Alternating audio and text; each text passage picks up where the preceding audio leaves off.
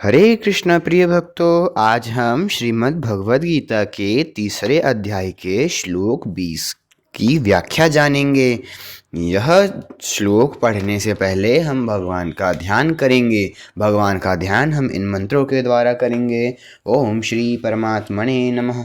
ओम पूर्णमदः पूर्णमिदं पूर्णात् पूर्णमुदच्यते पूर्णस्य पूर्णमादाय पूर्णमेवावशिष्यते। श्रीमद्भगवद्गीता। गजाननं भूतगणादिसेवितं कपितजम्बूफलचारुभक्षणम् उमासुतं शोकविनाशकारकं नमामि विघ्नेश्वरपादकपङ्कजं। ध्यानाभ्यासवशीकृतेन मनसा तन्निर्गुणं निष्क्रियं ज्योतिः किञ्चन योगिनो यदि परं पश्यन्ति पश्यन्तु ते।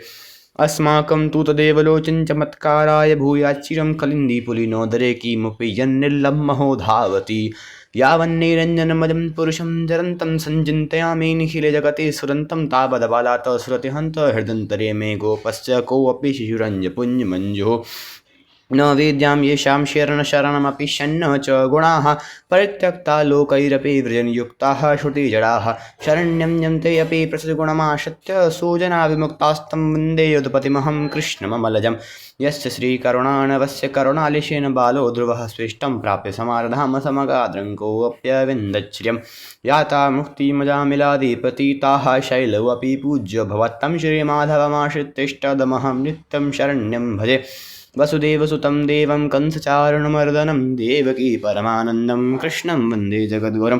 नारायणं नमस्कृत्य नरं चैव नरोत्तमं देवीं सरस्वतीं व्यासं ततो जयमुदीरयेत। हरे कृष्ण। आज का श्लोक। आसक्ति रहित होकर कर्म करने से अर्थात अपने लिए कोई कर्म न करने से क्या कोई परमात्मा को प्राप्त हो चुका है? इसका उत्तर भगवान आगे के श्लोक में देते हैं।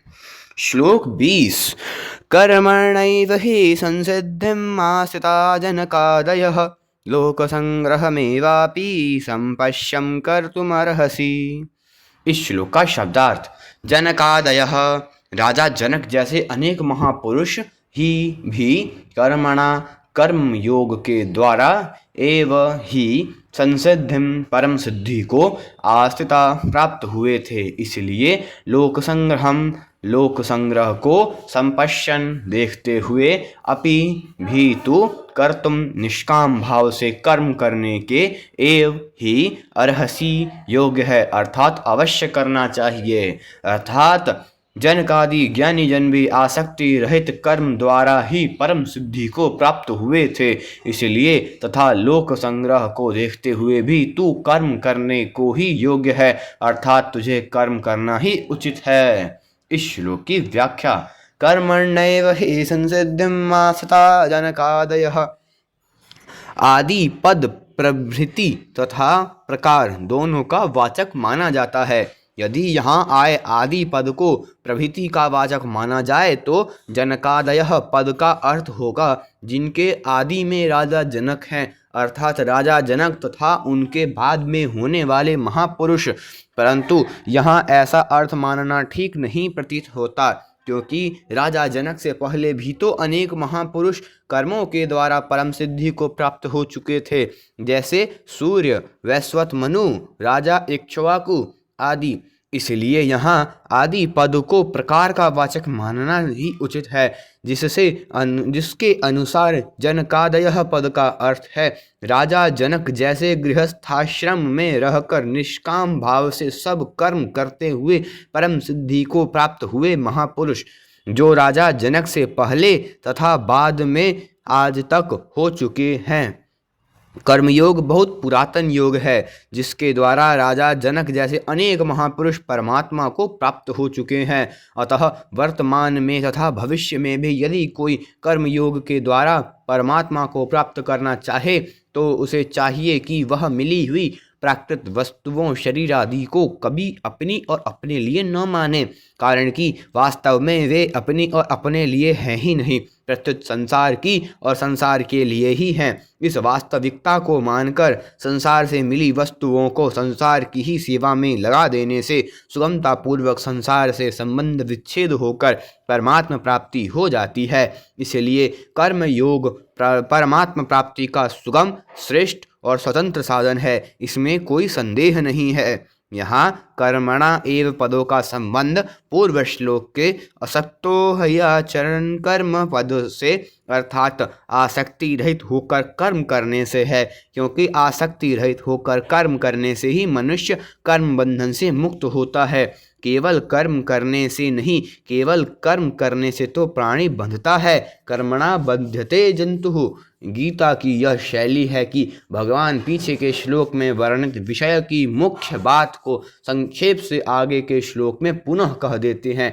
जैसे पीछे के 19वें श्लोक में आसक्ति रहित होकर कर्म करने की आज्ञा देकर इस 20वें श्लोक में उसी बात को संक्षेप से कर्मणा एव पदों से कहते हैं। इसी प्रकार आगे 12वें अध्याय के 6ठे श्लोक में वर्णित विषय की मुख्य बात को 7वें श्लोक में संक्षेप से मय्यावेशित चेतसाम पदों से पुनः कहेंगे। यहाँ भगवान कर्मणा एव के स्थान पर योगेन एव भी कह सकते थे, परंतु अर्जुन का आग्रह कर्मों का स्वरूप से त्याग करने का होने तथा आसक्ति रहित होकर किए जाने वाले कर्म का ही प्रसंग चलने के कारण यहाँ कर्मणा एव पदों का प्रयोग किया गया है। अतः यहाँ इन पदों का अभिप्राय आसक्ति रहित होकर किए गए कर्मों से ही है। वास्तव में चिन्मय परमात्मा की प्राप्ति जड़ कर्मों से नहीं होती। नित्य प्राप्त परमात्मा का अनुभव होने में जो बाधाएं हैं वे आसक्ति रहित होकर कर्म करने से दूर हो जाती है। फिर सर्वत्र परिपूर्ण स्वतः सिद्ध परमात्मा का अनुभव हो जाता है। इस प्रकार परमात्म तत्व के अनुभव में आने वाली बाधाओं को दूर करने के कारण यहाँ कर्म के द्वारा परम सिद्धि परमात्म तत्व की प्राप्ति की बात कही गई है। परमात्मा प्राप्ति संबंधी मार्मिक बात। मनुष्य सांसारिक पदार्थों की प्राप्ति की तरह परमात्मा की प्राप्ति को भी कर्मजन्य मान लेते हैं। वे ऐसा विचार करते हैं कि जब किसी बड़े उच्च पदाधिकारी मनुष्य से मिलने भी इतना परिश्रम करना पड़ता है, तब अनंत कोटि ब्रह्मांड नायक परमात्मा से मिलने में तो बहुत ही परिश्रम करना पड़ेगा। वस्तुतः यही साधक की सबसे बड़ी भूल है। मनुष्य योनियों का कर्मों से घनिष्ठ संबंध है, इसलिए मनुष्य योनियों को कर्म संगी अर्थात कर्मों में आसक्ति वाली कहा गया है। रजसी प्रलयम गत्वा कर्म संगिषु जायते। यही कारण है कि कर्मों में मनुष्य की विशेष प्रवृत्ति रहती है और वह कर्मों के द्वारा ही अभिष्ट वस्तुओं को प्राप्त करना चाहता है। प्रारब्ध का साथ रहने पर वह कर्मों के द्वारा ही अभिष्ट सांसारिक वस्तुओं को प्राप्त भी कर लेता है, जिससे उसकी यह धारणा पुष्ट हो जाती है कि प्रत्येक वस्तु कर्म करने से ही मिलती है और मिल सकती है। परमात्मा के विषय में भी उसका यही भाव रहता है और वह चेतन परमात्मा को भी जड़ कर्मों के ही द्वारा प्राप्त करने की चेष्टा करता है। परंतु वास्तविकता यही है कि परमात्मा की प्राप्ति कर्मों के द्वारा नहीं होती। इस विषय को बहुत गंभीरता पूर्वक समझना चाहिए। कर्मों से नाशवान वस्तु की प्राप्ति होती है और विनाशी वस्तु की नहीं, क्योंकि संपूर्ण कर्म नाशवान के संबंध से ही होते हैं, जबकि परमात्मा की प्राप्ति नाशवान से सर्वथा संबंध विच्छेद होने पर होती है। प्रत्येक कर्म का आरंभ और अंत होता है, इसलिए कर्म के फल रूप प्राप्त होने वाली वस्तु भी उत्पन्न और नष्ट होने वाली होती है। कर्मों के द्वारा उसी वस्तु की प्राप्ति होती है जो देश काल आदि की दृष्टि से दूर अप्राप्त हो। सांसारिक वस्तु एक देश काल आदि में रहने वाली, उत्पन्न और नष्ट होने वाली एवं प्रतिक्षण बदलने वाली है, अतः उसकी प्राप्ति कर्म साध्य है। परंतु परमात्मा सब देश काल वस्तु व्यक्ति आदि में परिपूर्ण, नित्य प्राप्त एवं उत्पत्ति विनाशशील और परिवर्तन से सर्वथा रहित है, अतः उनकी प्राप्ति स्वतः सिद्ध है, कर्म साध्य नहीं। यही कारण है कि सांसारिक पदार्थों की प्राप्ति चिंतन से नहीं होती, जबकि परमात्मा की प्राप्ति में चिंतन मुख्य है।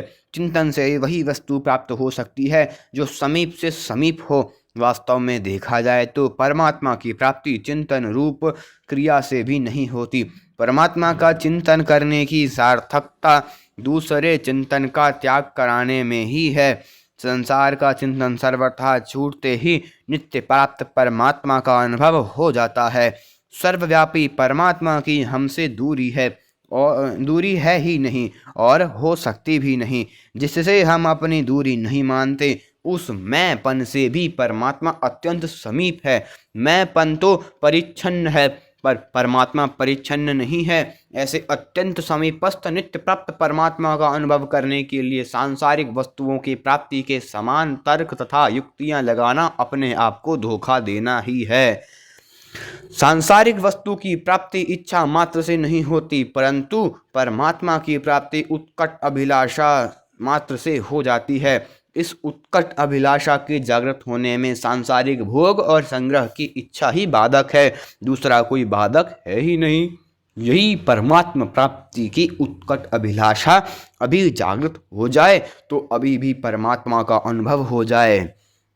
मनुष्य जीवन का उद्देश्य कर्म करना और उसका फल भोगना नहीं है। सांसारिक भोग और संग्रह की इच्छा के त्याग पूर्वक परमात्मा की प्राप्ति उत्कट अभिलाषा तभी जागृत हो सकती है जब साधक के जीवन भर का एक ही उद्देश्य परमात्मा प्राप्ति करना हो जाए। परमात्मा को प्राप्त करने के अतिरिक्त अन्य किसी भी कार्य का कोई महत्व न रहे। वास्तव में परमात्मा प्राप्ति के अतिरिक्त मनुष्य जीवन का अन्य कोई प्रयोजन है ही नहीं। जरूरत केवल इस प्रयोजन या उद्देश्य को पहचान कर इसे पूरा करने की ही है। यहाँ उद्देश्य और फलेच्छा दोनों में भेद समझ लेना आवश्यक है। नित्य परमात्मा तत्व को प्राप्त करने का उद्देश्य होता है और अनित्य पदार्थों को प्राप्त करने की फलेच्छा होती है। उद्देश्य तो पूरा होता है पर फलेच्छा मिटने वाली होती है। उद्देश्य तो पूरा होता है पर फलेच्छा मिटने वाली होती है। स्वरूप बोध और भगवत प्राप्ति ये दोनों उद्देश्य हैं, फल नहीं। उद्देश्य की प्राप्ति के लिए किया गया कर्म सकाम नहीं कहलाता, इसलिए निष्काम पुरुष के सभी कर्म उद्देश्य को लेकर होते हैं, फलेच्छा को लेकर नहीं। कर्म योग में कर्मों से संबंध विच्छेद का उद्देश्य रखकर शास्त्र विहित शुभ कर्म किए जाते हैं। सकाम पुरुष फल की इच्छा रखकर अपने लिए कर्म करता है और कर्मयोगी फल की इच्छा का त्याग करके दूसरों के लिए कर्म करता है।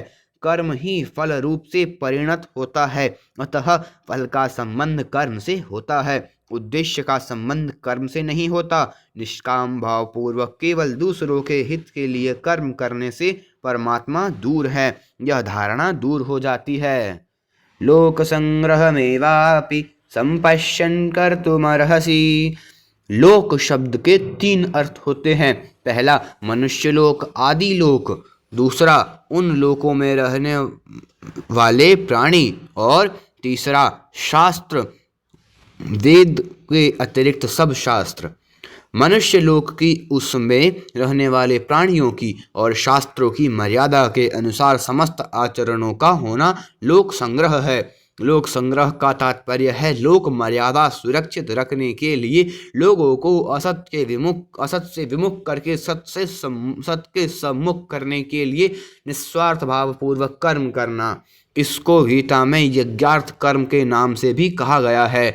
अपने आचरणों एवं वचनों से लोगों को असत से विमुख करके सत्य के सम्मुख कर देना बहुत बड़ी सेवा है, क्योंकि सत्य के सम्मुख होने से लोगों का सुधार एवं उद्धार हो जाता है।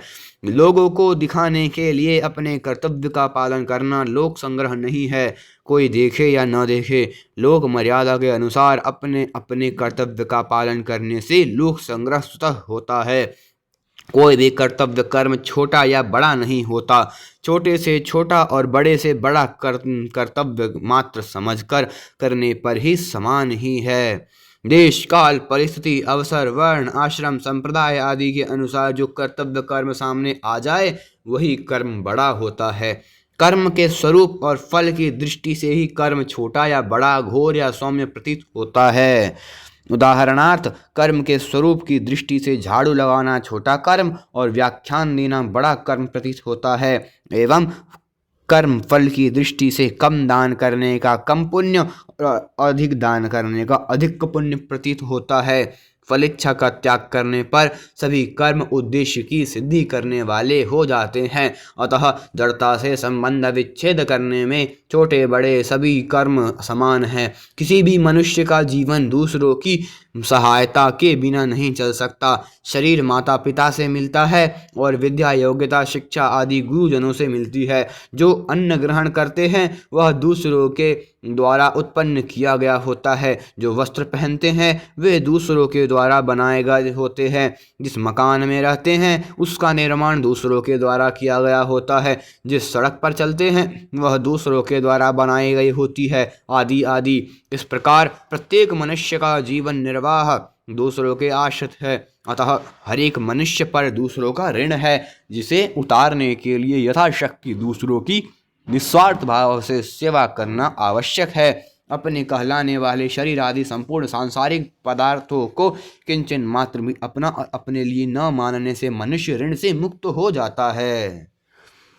इस श्लोक का परिशिष्ट भाव, यहाँ आए कर्मण्येव हि संसिद्धिम आस्ताजनकादय पदों से सिद्ध होता है कि कर्मयोग मुक्ति का स्वतंत्र साधन है। जनकादि राजाओं ने भी कर्मयोग के द्वारा ही परम सिद्धि प्राप्त की, क्योंकि उन्होंने केवल दूसरों की सेवा के लिए, उनको सुख पहुँचाने के लिए ही राज्य किया, अपने लिए राज्य नहीं किया। लोक संग्रह में वापी संपश्यम कर्तुमर्हसि पदों का तात्पर्य है कि तेरे को लोगों में कर्मयोग का यह आदर्श स्थापित करना चाहिए कि कर्मयोग का पालन करने से परम सिद्धि की प्राप्ति होती है। हरे कृष्ण। आज का यह श्लोक संपूर्ण हुआ। अगला श्लोक, कर्म करने से तेरे लोक संग्रह जैसे होता है इसका लोक संग्रह कैसे होता है इसका विवेचन भगवान आगे के श्लोक में करते हैं। यद्दाचरति श्रेष्ठस्तत्तदेवेत्तरो जनः स यत् प्रमाणं कुरुते लोकस्तदनुवर्तते। अगर आपको आज की वीडियो पसंद आई तो वीडियो को लाइक करिए और इसी प्रकार की और वीडियो देखने के लिए चैनल को सब्सक्राइब करिए तथा अन्य भक्तों के साथ शेयर करिए। अगर आपने पिछले श्लोकों की वीडियो नहीं देखी है तो डिस्क्रिप्शन बॉक्स में उनका लिंक है, आप वहां से देख सकते हैं। हरे कृष्ण, हरि बोल।